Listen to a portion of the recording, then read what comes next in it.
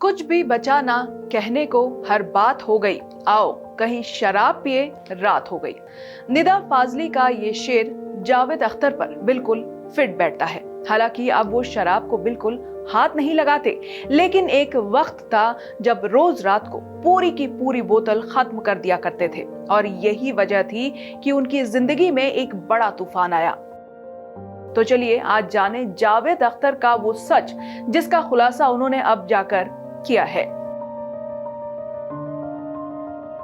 देश के हर मुद्दे पर बेबाकी से अपनी बात रखने वाले जावेद अख्तर आए दिन किसी ना किसी वजह से चर्चा में बने रहते हैं। वहीं एक बार फिर से वो खबरों में छाए हुए हैं। दरअसल हाल ही में उन्होंने अपनी पहली पत्नी हनी ईरानी के बारे में एक इंटरव्यू के दौरान बात की। उन्होंने बताया कि वो दोनों आज भी अच्छे दोस्त हैं। इसके साथ ही उन्होंने शादी टूटने की वजह भी बताई है। जावेद अख्तर ने मोजो स्टोरी को दिए गए एक इंटरव्यू में कहा है कि मुझे यकीन है कि अगर मैं एक अच्छा और जिम्मेदार इंसान होता या नशे की लत नहीं होती तो आज कहानी कुछ और होती। मेरी पहली शादी शराब की लत की वजह से ही टूटी थी।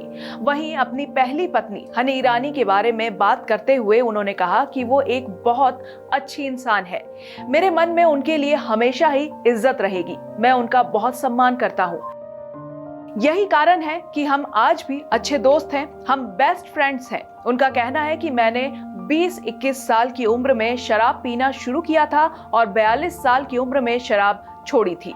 मैं उस समय एक बोतल शराब खरीद लेता था और रोज रात को पूरी बोतल खत्म कर दिया करता था। एक उर्दू पोएट के लिए ये आम बात थी।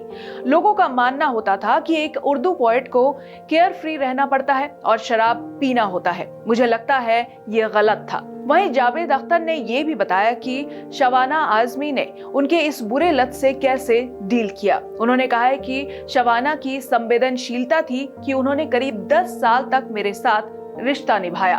फिर पता नहीं कैसे शबाना ने एक शराब पीने वाले इंसान से शादी कर ली। आपको ये जानकर हैरानी होगी कि जावेद अख्तर एक दिन में शराब की पूरी बोतल पी जाते थे। इस बात का खुलासा खुद उन्होंने ही किया एक चैट शो के दौरान। उन्होंने कहा था कि मैं किसी गम में नहीं था, मैं इसे एंजॉय करता था इसीलिए पीता था। लेकिन फिर मुझे एक बात समझ आई कि जिस तरह से मैं पी रहा हूँ उस हिसाब से मैं 52-53 की उम्र तक ही जिंदा रह पाऊंगा। फिर तकरीबन 42 की उम्र में शराब को पूरी तरह से छोड़ने का फैसला लिया। उस रात मैंने रम की पूरी बोतल खत्म की और फिर कभी दारू को हाथ नहीं लगाया। आपको क्या लगता है कि इस पूरी स्टोरी को बताने का इनका क्या मोटिव रहा होगा?